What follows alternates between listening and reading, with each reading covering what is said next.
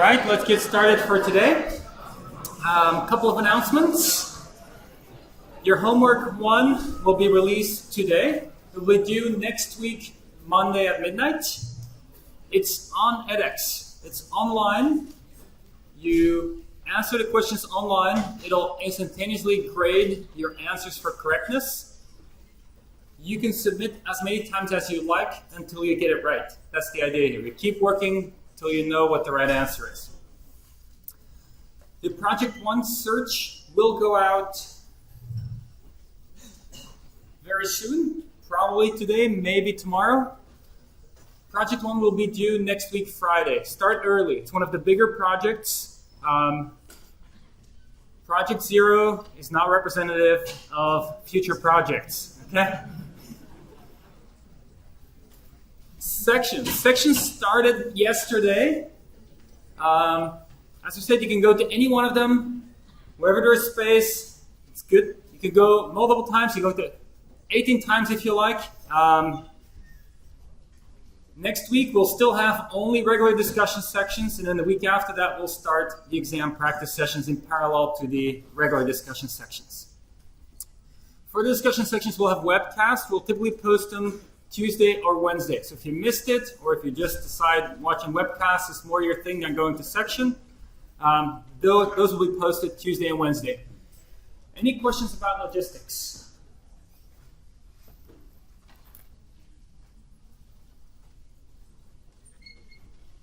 All right, let's get started with technical topics then. Today we'll look at informed search. So what does that mean? We're going to look at heuristics. We'll look at an algorithm called greedy search that uses heuristics. And then we'll look at A-star search, which is kind of a combination of the algorithms that we're looking at right now. And then we'll look at a fix-to-tree search called graph search, which can fix any of the algorithms we've looked at so far. So let's do a quick recap. What was search? Search was this kind of thing where we have a problem, a search problem, which is a formalization of a real-world problem that you're trying to solve into a set of states, which corresponds to configurations the world could be in. There are actions and costs. There's a successor function that describes from a given state what actions you can take and what the cost is for each of those actions, and in which state you would end up when taking that action. So this encodes the dynamics of the world. And then there's a start state, that's where you start. And there's a goal test, meaning there is something that tests whether a state is a goal state or not. There could be more than one goal state. What we're trying to achieve when solving a search problem is to find a sequence of actions that gets to a goal state. Okay? Some representation that we're using when we do this is called a search tree. In a search tree, the nodes correspond to partial plans. So it's not a complete plan to the goal necessarily, but it's a sequence of states that is encoded in each node of the tree.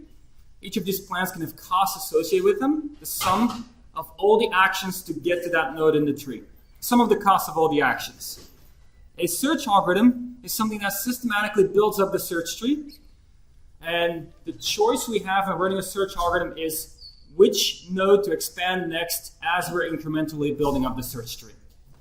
An optimal algorithm would find a least cost path. There could be more than one least cost path, but an optimal algorithm is to return one of the least cost paths to a goal state. So far, everything we've looked at in terms of problems have been pathing problems, so let's mix it up. Let's look at a different problem. Search is not just about pathing. There's a lot of other problems we can solve with search. So let's look at pancake flipping. So what's the problem here? There's a stack of 4 pancakes. You can place your spatula in between any of the pairs of pancakes, and then you can lift them up, flip them over. For example, you go between pancake 2 and 3. This would be a result. Between 3 and 4, this would be a result. And all the way at the bottom, this would be a result. The cost we'll be working with is the number of pancakes flipped. So the cost for the first one here would be 2, for the second one would be 3, and for the last one would be 4.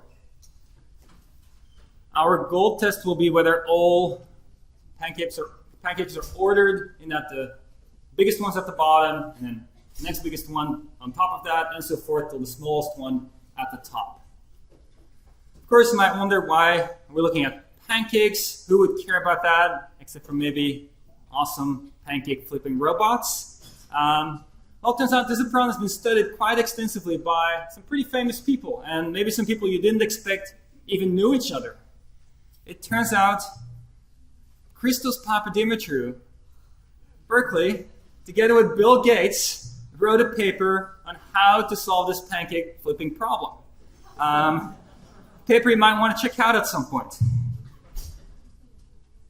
What does the state space graph look like for this problem? So what was the state space graph? You take the start state, you apply the successor function, you can keep applying it to the children of the start state, and so forth, and this is what you get as your state space graph for this problem.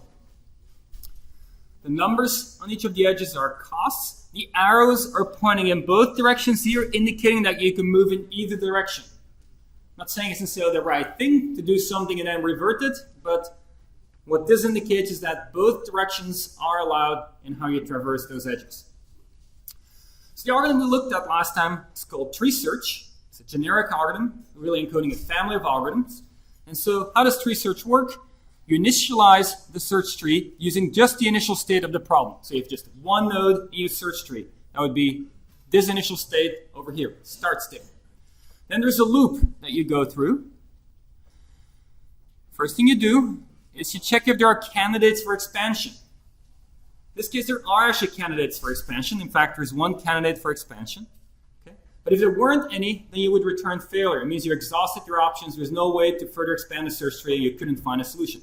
If there's a candidate for expansion, or many of them, then you choose one of them according to some strategy. Depth first, breadth first, uniform cost. Those are different strategies. You pick one.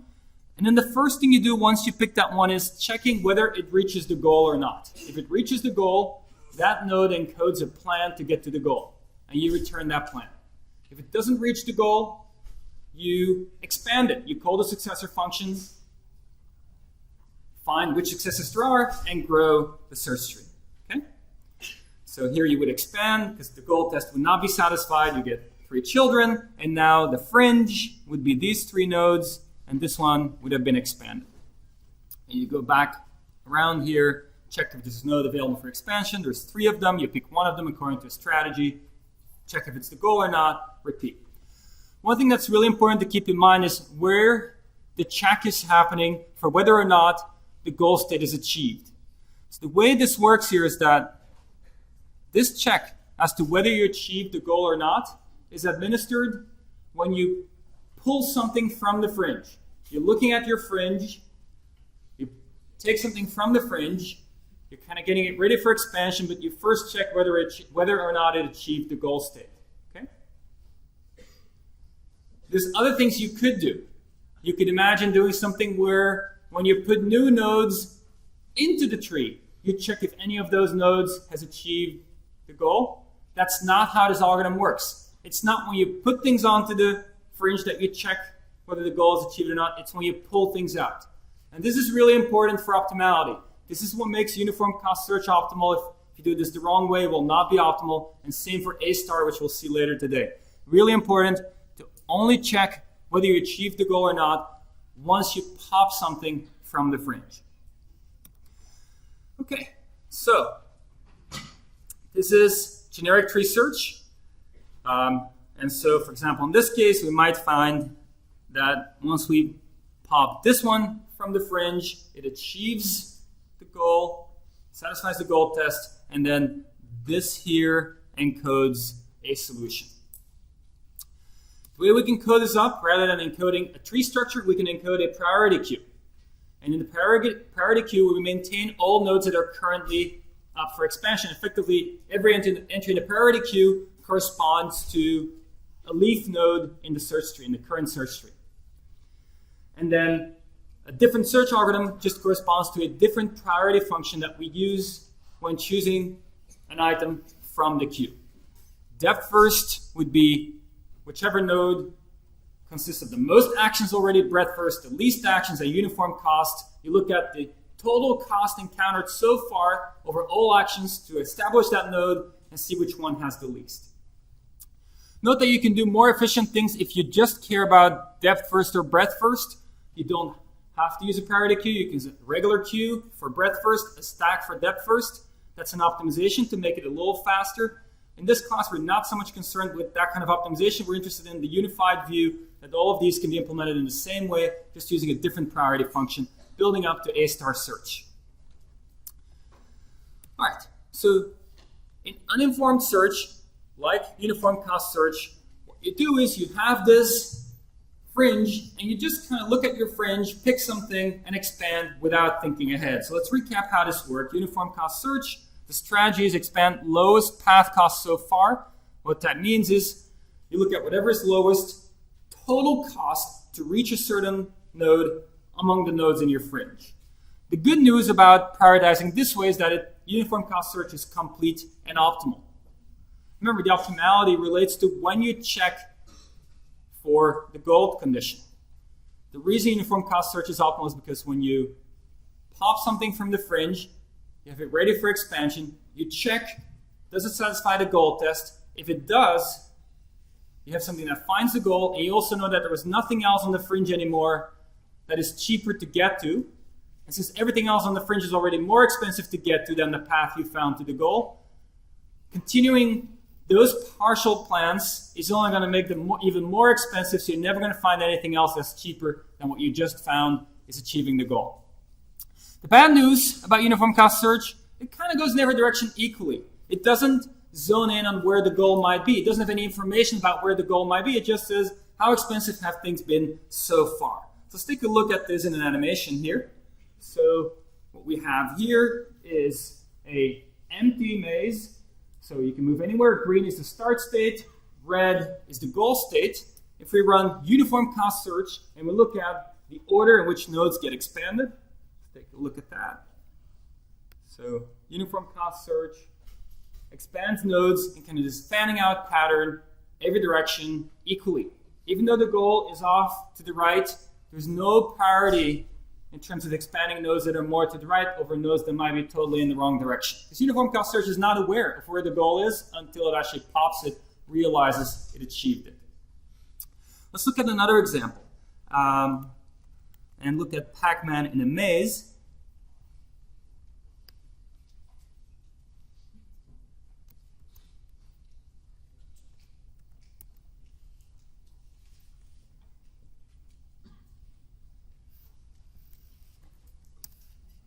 So what do we have here? We have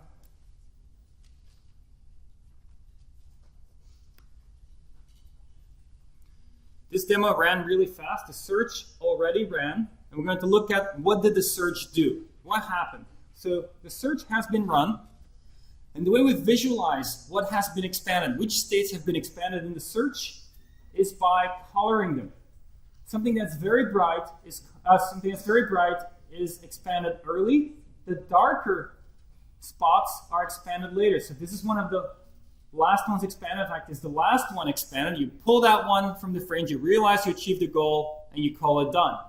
If you look at this maze here, you see that every state, except for this one over here, has been expanded. So uniform cost search has looked everywhere in this maze, essentially to verify that there's nothing cheaper it could do to get to the goal. It had to check everything that's within the optimal distance to the goal, because maybe there could be something that just tunnels it right to the goal or something. It doesn't know how to reach the goal, so it just expands everything. And so the path it finds is this path over here. But the work it has to do to find that path is a lot, because it essentially expands every but one state in that maze to come to that conclusion. Okay, so keep that in mind. That's how uniform cost search played out. We're now going to look at is how we can inform our search algorithms about where the goal might be. And we'll do this through heuristics. Now, the word heuristic is something that already has a meaning for us in everyday life, and often a heuristic means something like a rule of thumb. You might say, well, before you cross the street, first look left and right. Okay? You might think of that as a heuristic. In this class, a heuristic is not a rule of thumb. A heuristic is a function. It's a function that estimates for every state in your search, in your state space graph, how far away it is from the goal. This is something that's specific to the search problem, right? It needs to understand something about what the goal is. Otherwise, it cannot measure how far you're likely away from the goal. So it's some kind of thing that measures distance to the goal. Could measure long distance, short distance, and so forth. Let's look at some examples. So here is Pac-Man in the same maze again. What could be a heuristic? How could we measure how far away Pac-Man is from the goal for each state? Suggestion there? Say it again. So the suggestion is the distance to the food pallet over here. Because once he eats that food pallet, it's done. So then the question is, well, how shall we measure distance? Maybe we measure distance by looking at something like Manhattan distance. What does that mean? Manhattan distance is the distance measured as only going horizontally and vertically. Okay? Why would that make sense? Because you cannot go diagonally in this Pac-Man grid. Why is it maybe somewhat imperfect? Because you can go through walls, and this thing thinks you can go through walls. But it's still a measure of how close you are. In some places, it's more accurate than other places. But either way, it's telling you something about how far away you roughly are from a goal. You could measure distance diagonally. That would be a heuristic too. Probably not as good a heuristic, but it's still a heuristic. You can, for every state, measure how far you are away from that last food pellet, and that number would be the heuristic value in that current state where you evaluate this. How about the pathing problem for Romania? Remember what we're trying to do here? We're trying to get to airport in Bucharest. One way to set up a heuristic function is to measure the straight line distance from each city to Bucharest. You could say, well, why not the distance in the graph? Well, the distance in the graph is effectively something, if you know that, you're solving the problem. So we don't want heuristics that require us to already solve the problem to have a heuristic. We want heuristics that are easy to compute, easy to specify. And so something easy to compute and specify is straight line distance. Why? If you have GPS coordinates for each of the cities, you can just difference their GPS coordinates and compute distance between the two cities along a straight line. And so this table here measures straight line distance from each city to Bucharest. How about another example? Pancake flipping. Remember, our cost was how many pancakes you flip. So for example, the cost for going from here to here and the other way around would be 4 because you flip 4 pancakes. The goal is only one goal state, which is this state over here. What could be a reasonable heuristic function? Suggestion. So the suggestion was, how many pancakes are not in the right place? Why is that a reasonable heuristic? Well, every pancake that's not in the right place, something needs to happen with it. It needs to be somehow part of a flip, at least once. And so it's a reasonable metric of how much it's going to cost you to get to the goal. It's quite optimistic because it's unlikely that, for most states, it's not going to be the case that just one flip is going to solve the problem. But it's still a reasonable metric that tells you something about how close you might be to the goal. So another measure, the one we pick on the slide here, is the largest pancake that is still out of place. Why is that a reasonable metric? Well, you can index them. So largest, this would be the largest one, number 4. This would be number 3, number 2, number 1. The largest one out of place here would be number 3. To get the largest one in place, you need to flip at least that many pancakes because you need to get that one in its spot. And so that means somehow only things below it can stay in place and things above it have to be moved so it can fall into its spot. So then this heuristic here, it would be 3 for this particular state, and this is what also is annotated on the slide here. So now we have a heuristic function, a mapping from each state to a corresponding real number that tells us, in some sense, how close we are to the closest goal state. Let's think about how we can use this. The first way to use this would be greedy search. What's greedy search? Essentially just look at your heuristic and see which one is most promising, which one has the best heuristic value, that is the lowest heuristic value, pick that one from your fringe and keep going. Okay? So let's look at an example. Here is our Romania map again. Let's run greedy search on this problem. Okay? So we're still running tree search. The only thing that's changed is how we decide which node is coming from the fringe. So tree search, initially no choices. We just have to put the start state into our fringe. There it is. We're drawing it as a tree. So here's our initial search tree. Just the initial part shown. A rod is shown. The heuristic value for a rod is 366. We have to include that now because we're going to care about what the heuristic value is to decide what to expand next. Only one choice here though, since our rod is up for expansion. We expand, a rod gets taken off the fringe. We have 3 new members on the fringe, Sibiu, Timisoara, and Zirin. Greedy search checks which one of those has the lowest heuristic value. That's this one over here, Sibiu. That one is picked out. It's then checked whether it achieves the goal. It doesn't. Then it gets expanded, and here's our new fringe. Then this repeats. We again check which one has the lowest heuristic value. Fagras with 176 is the lowest heuristic value. Pick that one from the fringe. Then we check, does it achieve the goal? Answer is no.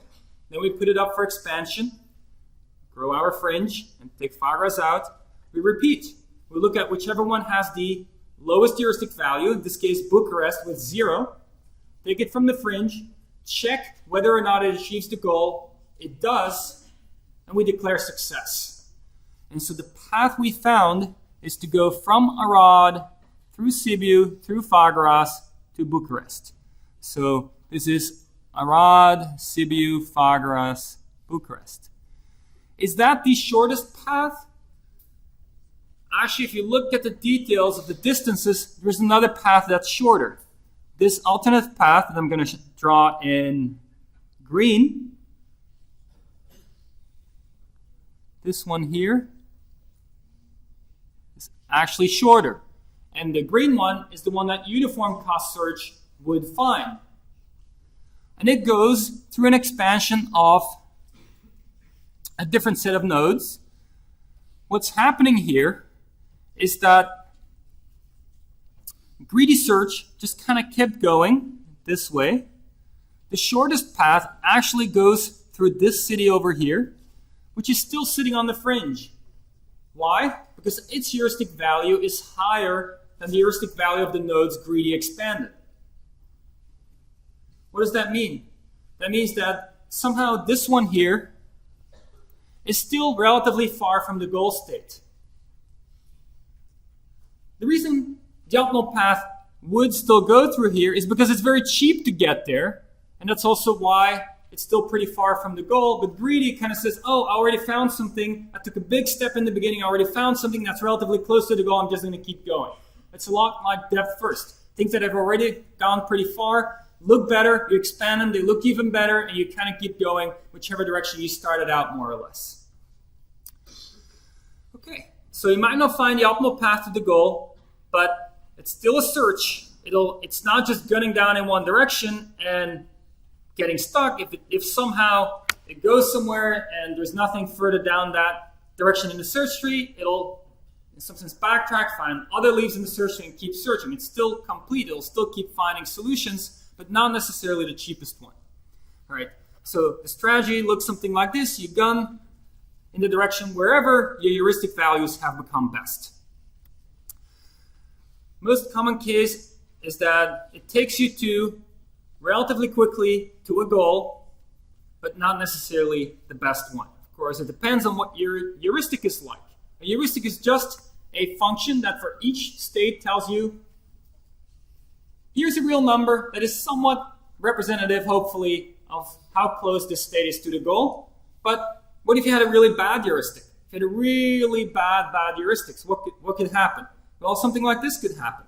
It could be that everywhere here, the heuristic value is really low, close to 0. And all those things get expanded first because they have very low heuristic value. But on the actual path to the goal right here, there's a higher heuristic value. And it gets postponed till the very end. And so it's exhausting all those other options where the heuristic is very low, and it only finally gets to the spot where the heuristic is higher, and where you get to the goal.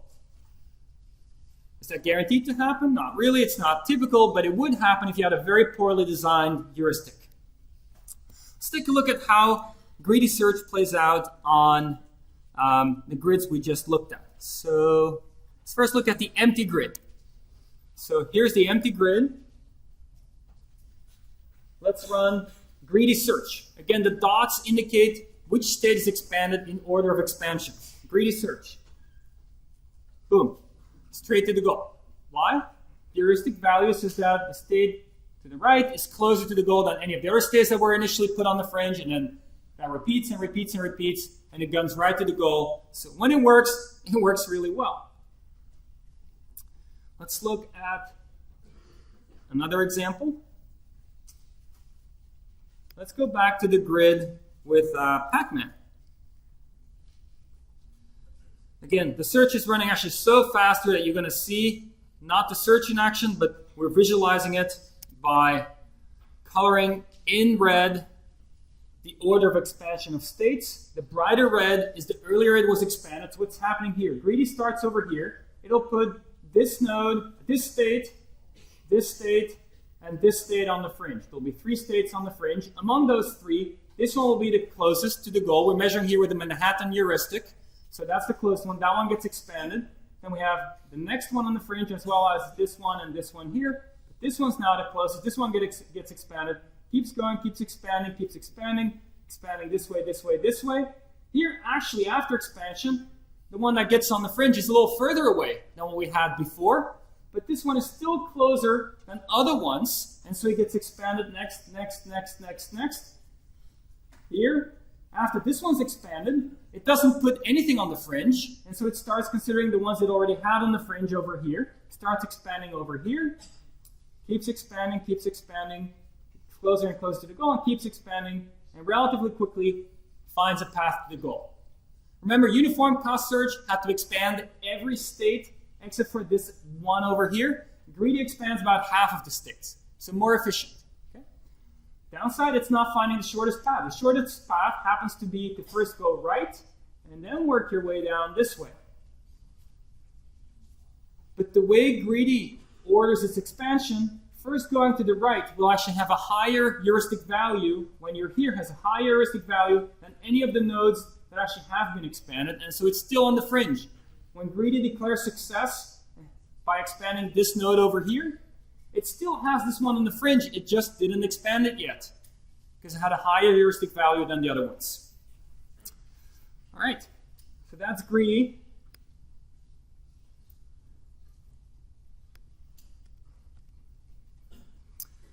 All right, we've seen uniform cost search, we've seen greedy search, both use different ideas. Now we're going to see how we can combine these. So let's recap a little bit. Anybody here heard of the story of the tortoise and the hare? Anybody? Classical story, right? What's this story about? There's the tortoise and the hare, they're in a race. The tortoise is slow and steady. Just think of tortoise as our uniform cost search. Covering all its bases, everything gets checked, nothing gets overlooked, and ultimately it'll find that right thing to get to the goal in the best possible way. The hare, it's more like greedy. Just zips off in a certain direction, things get better and better and better, keeps going, and who knows what happens. Really what we're going to do in the remainder of this lecture is to try to combine both of these into one algorithm. So one way to picture this is, the remainder of this lecture is about trying to bolt a hare onto a tortoise.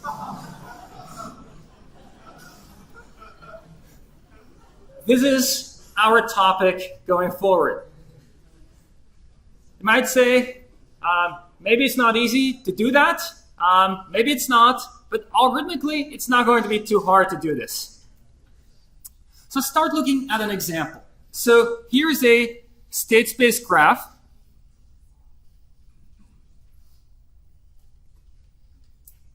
And here is the corresponding search tree. Okay? So the nodes in the state space graph correspond to states. The numbers on the edges correspond to costs. So it's a cost of 1 to go from S to A, cost of 3 to go from A to D, and so forth. The h value are the heuristic values. The heuristic value at state S is 6. The heuristic value at state E is 1, and so forth. The heuristic value at the goal is 0. Here is the corresponding search tree. Search tree, every node corresponds to a plan. The initial node, of course, is just a very simple plan. It's where you start. But then, for example, this node over here, this node ending in E, it corresponds to the plan of going SAE. There is a cost to get here, 9, which is the cost of going from S to A plus the cost of going from A to E. That's how we get to 9.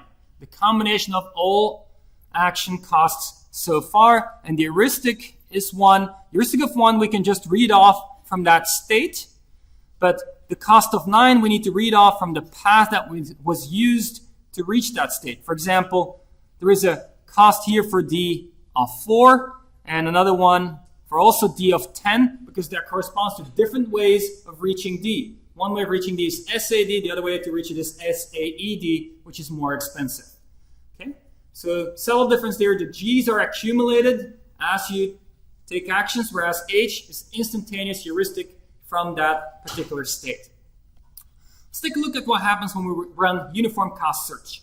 So uniform cost search orders paths by cost, which we'll now specifically call backward cost. So backward cost, GN, is what uniform cost search considers. It's the G annotated on the search tree. So how would it start out? It would start out by expanding S, then A, and so forth. And so initially, its expansion would kind of go this way, which would correspond to expanding S, then A, then B, then C. Then C would have no children. It would move on to expanding D, and so forth. Okay, that's how uniform cost starts out. Has no idea that the goal is actually over here. It's kind of just going on this sidetrack here because it doesn't consider where the goal is. It just considers cost encountered so far. Okay, now let's clean this. Let's take a look at greedy. What would greedy do? Okay. Greedy orders by goal proximity, or forward cost. It's cost we think we'll have in the future. H event. So greedy, how does it proceed? Greedy will start with S, then A. When A has been expanded, B, D, and E will be on the fringe. Lowest H is over here. That gets expanded. Then the lowest H is a tiebreaker. And in this case, I guess it's gonna break ties this particular way and get to the goal very quickly. Okay. Yeah. So we get, for greedy, it just guns to the goal like this. Okay. Is that the optimal path? No, it's not the optimal path. Optimally is to go this way, but because this thing here looked more expensive, it didn't go there yet and wouldn't find it. A star will combine both costs and order things according to that. So A star will find this expansion ordering, go straight to the goal, and find a good path to the goal. Let's look at this in detail on a small graph. Okay, so here we have a search problem. We start with S on the fringe. We have a heuristic value of 3, a backward cost of 0, so total 3. We expand S, take it off the fringe. We get now S to A. We get S to B.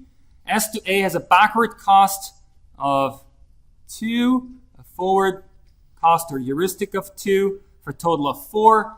S to B has a total cost of 2, a backward cost of 2, a heuristic value of 1. So this is 3, this is 4. S to B goes first, gets expanded. We get S to B to G. We have a backward cost of 2 plus 3, which is 5. A forward cost at G of 0. We'll now see whichever one is best. 4 is better than 5, so we expand S to A first. Take that off the fringe. We get S to A to G, which has a forward cost G, a backward cost G of 2 plus 2, which is 4, and a heuristic cost of 0, total of 4, total of 5 here. 4 is best. We pop this one, the last one from the fringe. We see that it achieves the goal. We declare success. Note that before this happened, we already had this thing here, SBG, on the fringe, but we just let it sit there. We don't declare success when we put something on the fringe. We only declare success once we pop it out. And that was important here. How we declared success when putting things on, we would have found a suboptimal path. But by waiting until we pop it, we actually find the right path, S to A to G. So when should A star terminate? Not when we enqueue the goal, but when we dequeue the goal. Same intuition as in uniform cost search is about when you dequeue it, everything else is worse in some sense than the thing you just dequeued. And so if you keep expanding it, it's only going to continue to get worse. Is it optimal? If we run A star, what I just described, is it optimal? Well, let's take a look. What happens if you run A star on this graph over here? We have S with G of 0, H of 7. Comes from the fringe. We have S to A. We have S to G. S to A has G of 1, H of 6. Then S to G has G of 5, H of 0. Which one's better? This one's better. We pop it from the fringe. We declare success. So A star found S to G. Optimal or not? No, absolutely not. This is the way you should be going. Along the top, only a cost of 4. What happened? What happened is this node here got stalled. It got stalled because the heuristic value is so high. A heuristic value of 6. That made it be deprioritized. It wasn't getting high priority enough. And as a consequence, it's still sitting on that fringe while we're already declaring success. So what we need to avoid this failure case is that the actual... So what happened here, the bad goal cost was smaller than the estimated good goal cost. And so what we need is that our estimates need to be less than the actual cost. If we ensured that whatever H is sitting here, as long as H of A is smaller than or equal to 3, we won't have any issues. Because 3 is the cheapest way to get to the goal, and A will be dequeued in time to not miss out on it. But if we don't satisfy this condition, something might get stuck on the fringe, not get dequeued, and we're not optimal. So this condition that a heuristic has to be optimistic, has to estimate the cost as equal to or lower than the real cost to get to the goal from a certain state, that's what we call admissibility. Okay? So inadmissible heuristics can break optimality by trapping good plans on the fringe, because inadmissible heuristics make things look bad and they don't get taken off the fringe. Admissible or optimistic heuristics are such that they, yes, sure, if it's a high heuristic, it'll slow it down. Things won't come from the fringe as quickly, but it won't stay on too long either to break optimality. So formally, let's introduce some new notation. H star is the optimal cost to get to the goal, or the closest goal, if there's multiple goals, from your current state. So H star is the optimal way to reach the goal. Then an admissible heuristic has to satisfy that it's always smaller than or equal to H star for each state in your state space. We'll also require that heuristics are bigger than 0. Let's look at some examples. We looked at this before. Manhattan heuristic in a Pac-Man maze. Admissible or not admissible? Who says admissible? Admissible. Why? It's optimistic. It's never going to be cheaper to get to the goal than if you just assume there are no walls, which is what this Manhattan heuristic is assuming. Shortest path with no walls. Pancake flipping. We said the largest pancake that's out of place. Admissible? Who thinks it's admissible? Yes, it's admissible because the cost is the number of pancakes to flip. And if the largest one that's still out of place indicates how many have to be flipped at least to get to the goal. And so it's, again, an admissible heuristic. You'll see that in practice, if you go out in the real world and are using A star search, your main activity will be to come up with good heuristics. Think about what is a good heuristic for this particular problem I'm trying to solve. Because once you implemented A star once, it's a generic algorithm. It's just tree search with a specific priority function. based on backward cost and heuristic function, you're done. But now when you're faced with a new problem, you need to find the heuristic that's right for that new problem. Let's first show, a little more formally, that A-start research indeed is optimal. Okay? We'll step through this slowly so we can all think through this, because I think it's important to understand not just that it is optimal, but also why it is optimal, the reasoning behind the proof here. So this is our search tree, picture of a generic search tree. We'll assume A is a optimal goal node. So we wish we would pop A from the fringe and then declare success. But the way that could potentially not happen, if there was another goal node, let's say B, that's not optimal, and it gets popped first. Because if B gets popped first, we'll declare success because it achieves the goal, and we'll have found the wrong one. We'll assume the heuristic is admissible, because we're going to show that if H is admissible, then A-start research is optimal. The claim we're making is that A will exit the fringe before B. Okay? If that's true, then we've proven that A-start research is optimal, because if A exits first, A is the optimal way to reach the goal, and B is any other goal node that we generically picked, then we know A will go before any other goal node, and so we find the optimal path, the one that ends in A there. Okay, so how do we prove A will come off the fringe before B? Imagine B is on the fringe. Is that a strong assumption? No, we can assume B is on the fringe, because if B never makes it on the fringe, it's not going to get popped off the fringe before A. So the only way this could go wrong ever is if B were on the fringe, it got popped, right? So we can assume B is on the fringe. Okay? So we have a situation like this. Then some ancestor n of A is also on the fringe at that time. Why? B is on the fringe, right? We're running our search, B is on the fringe. Well, that means we have this kind of partial tree so far, with B happening to also be on the fringe.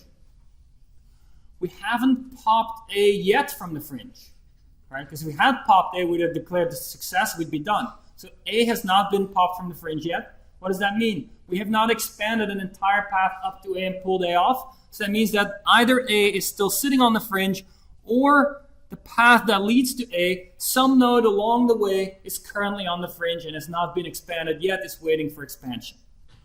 Okay, let's call this node N. Now the claim we're going to make is that this node N will be expanded before B. Okay? So N is this ancestor of A. F of N is less than or equal to F of A. What is F of N? F of N is G of N, the cost to get to N, plus H of N, right? That's our F. F is G plus H, okay? We're going to claim that F for N is less than or equal to F for A. Why? Well, F of N is equal to the sum G and H.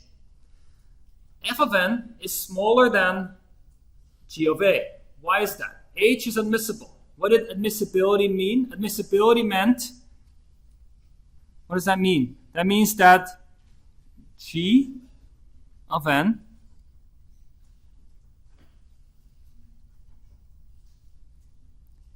let's write it this way. Admissibility means H of N is smaller than or equal to H star of N, right? That's admissibility.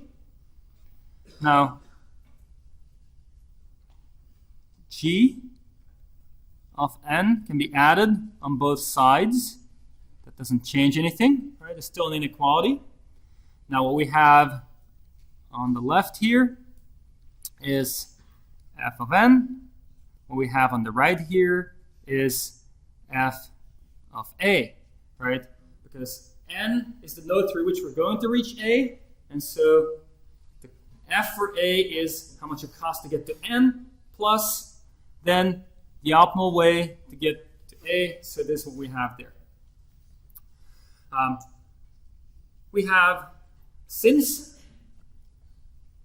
F of A is equal to G of A plus H of A, but H of A is equal to 0, because A achieves the goal, we have that G of A is equal to F of A. And so if we combine these two quantities here, we have that f of n is smaller than or equal to f of a, which is equal to g of a. Okay? All right, so next, f of a is less than or equal to f of b. Why is that true? Okay, well, g of a is smaller than g of b. Why? By definition, we assume b is suboptimal. Being suboptimal means that the g cost to get to b is higher than the g cost to get to a, which is the optimal way to reach the goal. Okay. Since whenever you're at the goal, the heuristic value h is 0, h of a and h of b are both 0, so we also have f of a smaller than or equal to f of b. Since we have f of n, we have f of n smaller than or equal to f of a, and we have f of a smaller than f of b. N will be expanded before b. That's what we needed to prove. N is expanded before b. Right? This n was the current ancestor of a in the search tree. And so the current ancestor of a on the search tree gets expanded before b gets expanded. Now there will be a new current ancestor of a in the search tree. It's on the fringe. We can call that new one n again. It's the same thing. And again, the same reasoning will go through. That new ancestor of a that's sitting on the fringe will be expanded before b. This keeps repeating until that ancestor is actually a itself. Then a will be expanded before b. And we show that a is expanded before b. B was any suboptimal, could be any suboptimal way of reaching the goal. A is the optimal way of reaching the goal. It's expanded before b. So A star tree search, the first time it declares success is when it finds an optimal path to the goal. What are some properties? So uniform cost search kind of expanded equally. A star expands in a way that's equal according to, so this expands according to increasing G cost. This expands according to increasing F cost. So the contours here correspond to increasing F cost. What does that look like? Let's look at a demo. A star search on our empty maze. So here's our empty maze again. Remember, uniform cost goes equally in all directions. Here's A star search. Kind of hedges its bets going in all directions a little bit, but mostly towards the goal. The heuristic we used here was essentially, this case, half the distance to the goal. Half the Manhattan distance to the goal was the heuristic, and that's why I get this particular pattern over here. Let's look at the Pac-Man maze. So what we have now is A star in the Pac-Man maze. Order of expansion, brightest first. So initially it gets these three nodes on the fringe. This one is best. It'll keep going this way, because the Manhattan heuristic that's being used make this look better than things that have gone that way. And so it keeps going this way, it explores things over here, but then at some point it actually switches over to exploring nodes over here, right? And so you see that A star search, while hedging its bets, doesn't need to explore everything. Uniform cost search explored everything but this state over here. A star, a little more than half the states in this case. It also finds the optimal path to the goal. If we look at what the result is, it knows to make that little step in the wrong direction first, so to say that ultimately is the right direction, and find the optimal solution.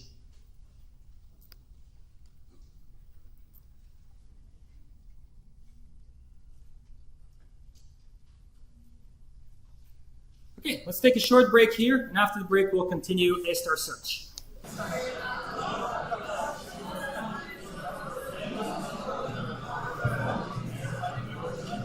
All right, let's restart. Any questions about the first half of lecture?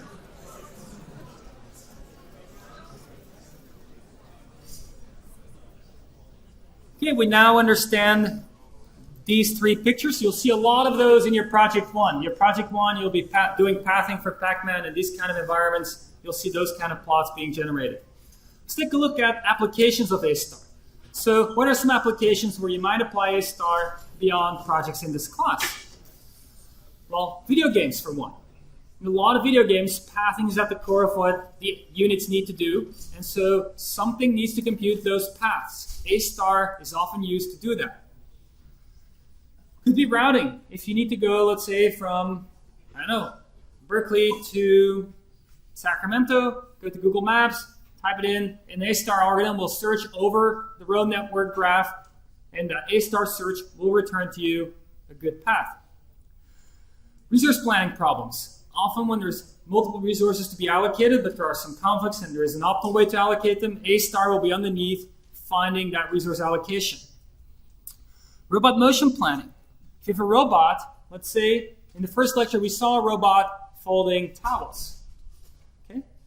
One challenge is to understand where the corners are of the towel, so you can then understand where to grasp the towel next.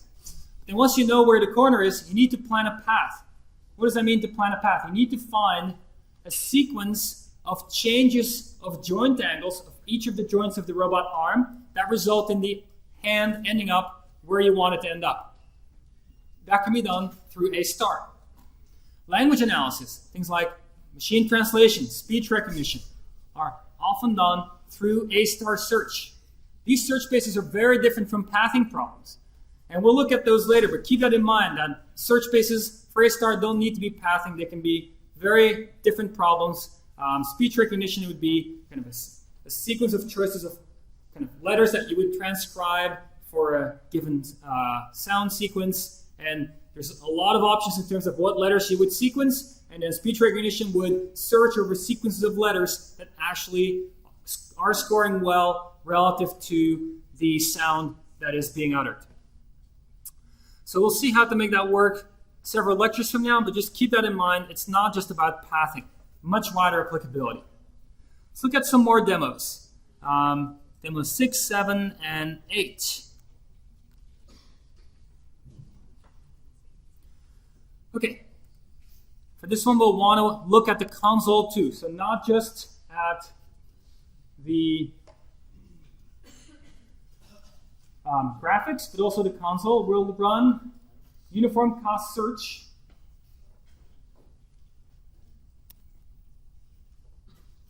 Oh, it's showing it over here. Bring it over. So what's the problem here is to eat all the dots. We're going to run uniform cost search. When I press space, it'll start searching. And look at the console. It will display how many nodes are expanded, and keep in mind how long this takes. Starting uniform cost search. Number of states expanded. It expanded over 9,000 states. Took 3.46 seconds. And total cost of the path was 27. So 27 steps to clear the grid. You might say 9,000. There's only roughly 14 positions or so for Pac-Man to be in, but keep in mind the state space is defined by coordinates for Pac-Man and for each dot, whether it's still there or not. And so it's a very large state space actually, and that's why it's expanding so many states, covering all its bases, making sure it finds the best way to clear all the dots. So it did that. It found the optimal path, and it had to search over 9,000, expand over 9,000 states to do this. Let's now run A star. I'm not going to tell you what the heuristic is. Designing heuristics will be part of what you do for these kind of problems in your project one. Let's take a look at the kind of thing you could get. So now A star, same problem.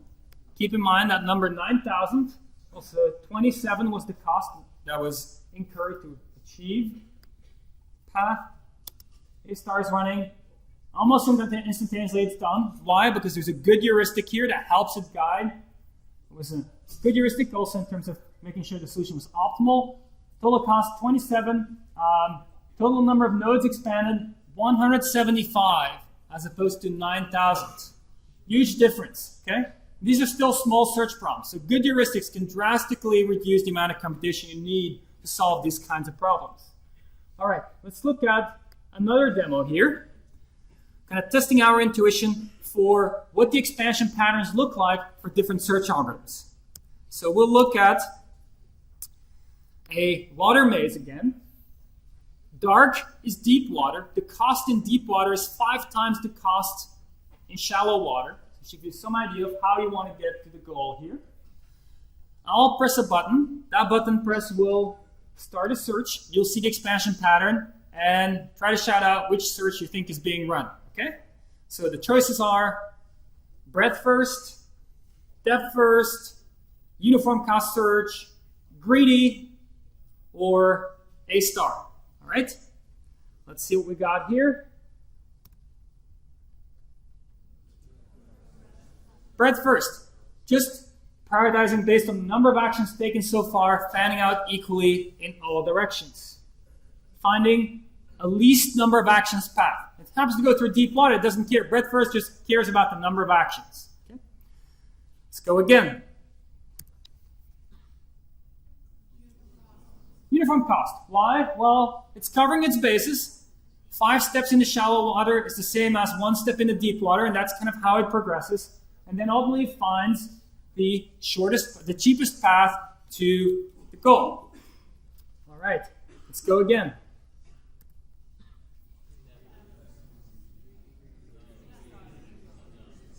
And here's some depth first, and here's some greedy. This was actually greedy. What's happening here? It takes a step a little closer to the goal. It just measures Manhattan distance to the goal. It doesn't know about depth in its heuristic. And so it's like, okay, I'm getting closer. I'm going to expand this one again and again and again. And it keeps getting closer and closer and closer. Could it in principle have been depth first search? For a very particular tie-breaking scheme, it could have been depth first search. If you did like the best possible, not best, but the kind of greedy match tie-breaking scheme for depth first, yes. One of the many ways depth first search could have broken ties could have been this one. But it was implemented as greedy search. How about this one?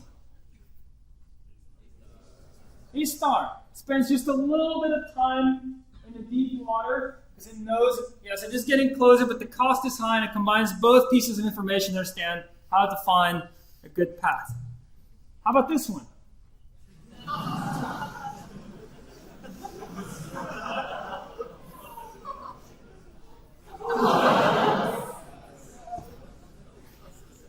Depth first search, depth first, tie-breaking leftmost first. That's what you find.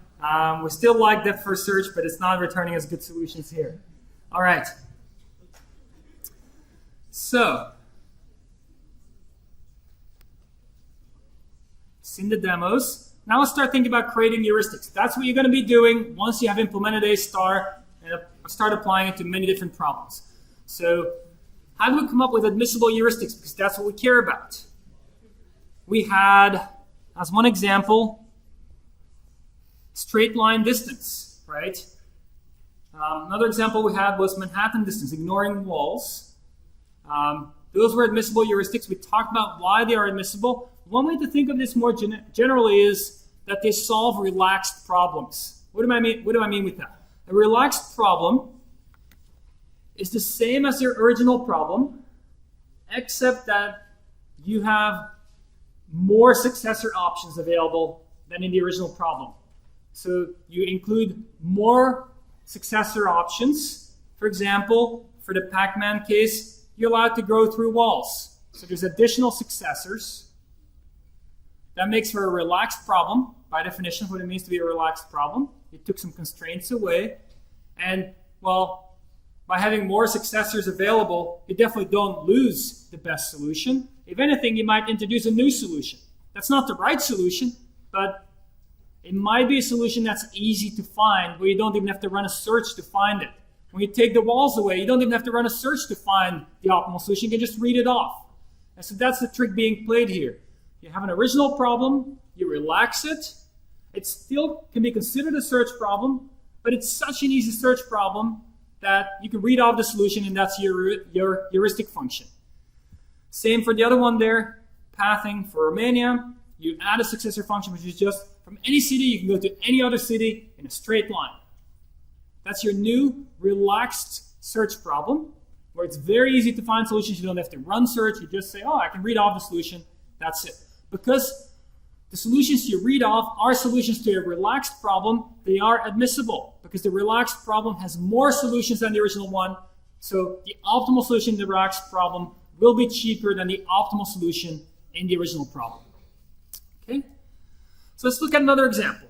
8 puzzle. Okay, this is a game that maybe before video games used to exist. It was kind of a fun game people used to play. What do you do here? You have this board. There's one empty square, and you can move any of the tiles neighboring that empty square into the empty square. So you have 4 actions available to you in that start state. The goal is to end up in this configuration here. Okay? So what are the states? What's the state space? You need to encode for every tile where it is, right? So coordinates for every tile. How many states? Well, the first tile you have 9 options, then for next one 8, next one 7, and so forth. So this is 9 factorial options for state. What are the actions? 4 actions available. Moving into the empty spot, so to say. Sometimes it's less than 4. But that's what it is. Essentially, you move the empty spot around. Is one way to think of it. How many successors from the start state? 4. What would the cost be? Well, that depends. That's our choice, right? Maybe we want a minimal number of moves, so a cost of 1 for every move, okay? But maybe if you say, well, I don't like moving square 6 around, you can give that a higher cost. That's up to you. That's the definition of your problem. Let's think about heuristics. So what could be a heuristic that you could use here relative to this cost here? Any thoughts? Over there. So one choice is the number of tiles that are out of place. Why is that a good heuristic? Well, every tile that's out of place has to be moved at least once. So it's admissible. It's always going to be less or equal than the optimal cost to get to the goal, right? So we can just intuitively know that it's admissible. We can also think of it as a relaxed problem. The way to think of it as a relaxed problem is to say, well, actually, let's first make this very explicit. What would be the heuristic here from the start state? This one here. How many tiles out of place? All 8. So 8 for this particular state. So if we run a star search with this heuristic, look at a table, uniform cost search. If the goal is only 4 steps away, expands 112 nodes. If the goal is 8 steps away, a more difficult start state, 6,300 nodes expanded, 12 steps away, 3.6 million nodes expanded. The tiles heuristic brings this down to 227. So pretty good heuristic. This is also a relaxed problem heuristic. What's the relaxed problem corresponding to this? Swap. I hear swap. Something like that. Indeed. It's essentially this thing over here.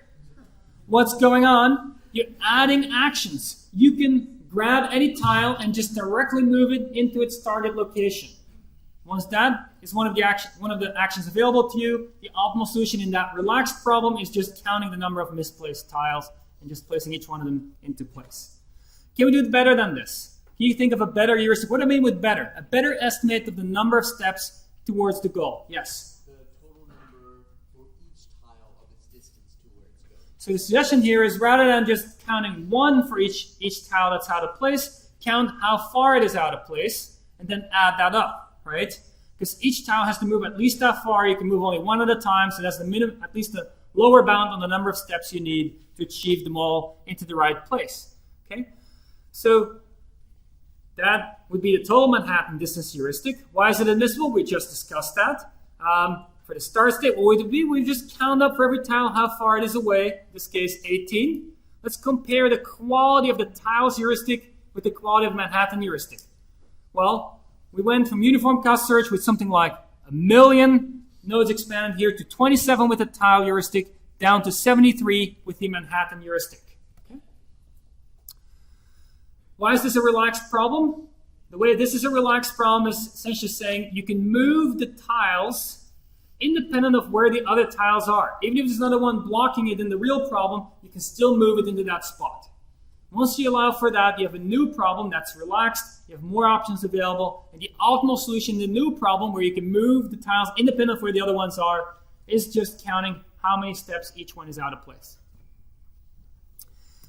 Okay, how about the actual cost? How about literally saying, this is how many steps we need to get to a goal? Can we use that as a heuristic?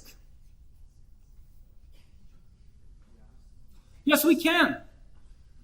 Would we save on the number of nodes expanded? Absolutely. It would be very informative. It would perfectly guide us about which node to expand next. What's wrong with it?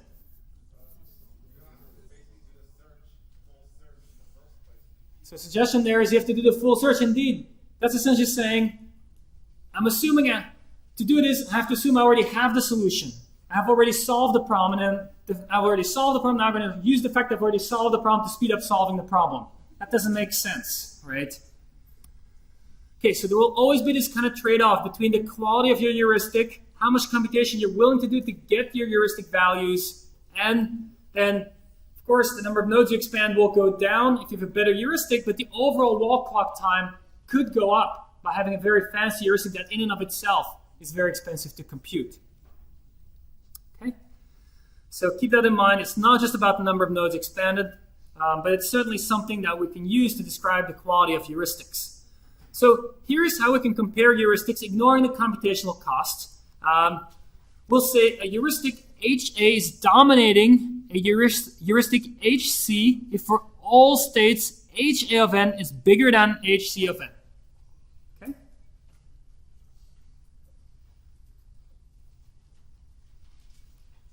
Now, with this thing in mind, we can actually build a lattice. We can compare heuristics. A heuristic is, again, a function, essentially a table for each state. There is a value, the heuristic value, and we can compare. In this case, the way we draw this is HA is sitting above HC, meaning that HA dominates HC. The zero heuristic, the one that is zero everywhere, is dominated by every other heuristic. Some heuristics are not comparable. In this drawing, HA and HB are not comparable. In some states, HB is higher, other states, HA is higher, and so we can't directly compare them. If you have two incomparable heuristics, you can always put above those two the max of those heuristics. What do I mean with the max? You have two heuristics, or two tables of numbers, and so you check for each state which one is the highest, take the max of the two, go to the next state, take the max of the two, and so forth, and that's the max of HA and HB. Okay? So the reason we're interested in this kind of dominance relation is the higher up in this hierarchy, the less nodes will be expanded by your A-star search, right? Because you only expand states that have F values lower than the goal state, the optimal goal state's F value, and so the higher heuristic values, the less nodes you're going to expand. Of course, for them to remain admissible, they have to be dominated by the exact heuristic, right? The exact heuristic, optimal cost from any state to the nearest by goal, that is dominating every admissible heuristic. Okay, now we've seen A-star search. We've only seen one version of A-star search, tree search. And tree search does a bit of extra work. Let's say this is your state graph on the left. What does your search tree look like? It would look something like this. There's a lot of repetition. B is appearing multiple times, it keeps repeating C appearing multiple times, you have exponential growth. But the truth is that there's only one C node in the state graph, and really intuitively, what only matters is the cheapest way to reach C. You don't need to explore every possible way of reaching C. Once you know what the cheapest way is to reach C, you should just keep working from there and not continue every path in your search tree. So that's what we're going to go after now. Here's an example, breadth first search. Look at the circled nodes there. A, E, P, and Q. There are other nodes that end in A, E, P, and Q that are higher up. And so for breadth first search, the higher up nodes are better. So there's never any need to expand these nodes. You should never do that. It's a waste of time if you already expand a higher up node that achieves the same state. So that's the idea behind graph search. You never expand a state twice. How do you implement this? You can just implement tree search and keep a little bit of extra information, which we call the closed set. So whenever you expand a state by calling it successor function, you then take that state and place it in your closed set, indicating that you have expanded that state before. Before you expand a node, you check whether that last state that you would expand there is already in the closed set or not, so you don't do repeat work. So just a very small change, keeping track of whether you've expanded which states before, and before you expand, check they haven't expanded the state yet. Okay? So this should be stored as a set. That's important for your project. You store it as a list. It's going to be much slower to look up into it, and your running time will be very slow, and it'll be annoying for you to run your project. Can it wreck completeness of, we had tree search, we switched to graph search. Can we lose completeness? No, we can't, because we're still going to find paths to the goal if paths to the goal exist. Why? The only things we skip over are expansions of states we already expanded. So if we have some state, we don't expand it, that means we already found that state in a different way and already looked at its successors, and we're not going to lose completeness by only reaching that state in one way. As long as we reach it once and go from there, that's enough to still find what's possible from that state. Could you lose optimality for A-star search? Switch from A-star tree search to A-star graph search. Well, let's take a look at an example. So what's happening here? This is a state space graph. We know what this all means. We start running our search. Initially, with S in our tree, then SA and SB. What do we expand next? B. We get this tree. What do we expand next? C. At this point, we don't declare success yet. No. We wait till something gets popped from the fringe before we declare success. Next to be expanded is SA. C on the fringe. Well, we already expanded C before, so we're not going to expand C again. C is cheapest. In tree search, C would be next. But in graph search, we say, no, we already did C a previous time, so we're not going to do it again. So we skip C. We go to G at the bottom right, and we declare success for SBCG, not the best way to reach the goal. What went wrong here? What went wrong is the first time we expanded C, it was reached with a cost of 3. And actually it's reachable with a cost of 2. So the problem is that the first time we expanded C was not the best way to reach it. We lost optimality. If we actually expanded it like tree search would do, would still expand it, we would find optimal path. So we need a new property actually for our heuristics to make A-star still optimal. It's called consistency. The main idea is that you want the estimated heuristic cost to be smaller than the actual costs. So admissibility was just heuristic costs smaller than actual cost to goal. So it's all about nodes and their relationship to the goal. Consistency will be about neighboring nodes. So consistency is about, for 2 neighboring nodes, we need the arc cost defined by the heuristic to be smaller than the actual cost for each arc. You say arc cost defined by the heuristic, what does that mean? Well, the heuristic says 4 at A, 1 at C. That effectively means that the heuristic is saying it costs 3 to go from A to C. Because I think it's 4 from A, 1 from C. That means the difference is 3. So we need that 3 to be smaller than the actual cost, which is 1, which is actually violated here.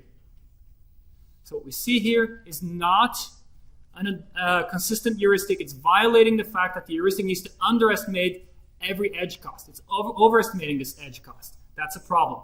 If we made it 2, it would be fine. 2 at A, 1 at C, the difference is 1, and now it's equal to the actual cost. Equal or lower than is fine.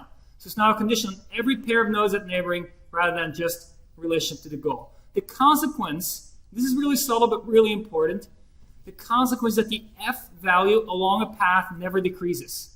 And almost all the insights about A-star graph search center around that. Why is this? We have that the heuristic at A is smaller than the cost to go from A to C plus the heuristic at C. The F cost, let's see if I can annotate that here.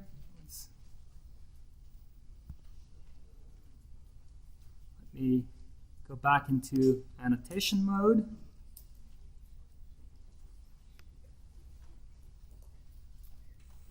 The F cost is by also including, stop reacting. The F cost is by also including G of A on both sides. You add G of A on the left, add G of A on the right, you get F of A on the left and F of C on the right. And we see that the consequence here is that F of A is smaller than or equal to F of C. And so every successor has a higher F cost than the previous node. This is what makes A-star graph search optimal. And here is the sketch of the proof. Fact 1, in tree search, A-star expands nodes in increasing total F value. A according to the F contours. If you run A-star graph search with a consistent heuristic, this is what's also happening. And for every state S, the consequence is that this first time you expand it, it has the lowest F value it's ever going to have, because expansions are in the order of increasing F value. And so if ever you encounter a node a second time, it would be more expensive the second time, and so you don't need to expand it anymore. That's it for today, and there's a longer sketch of the proof at the end of the slides here.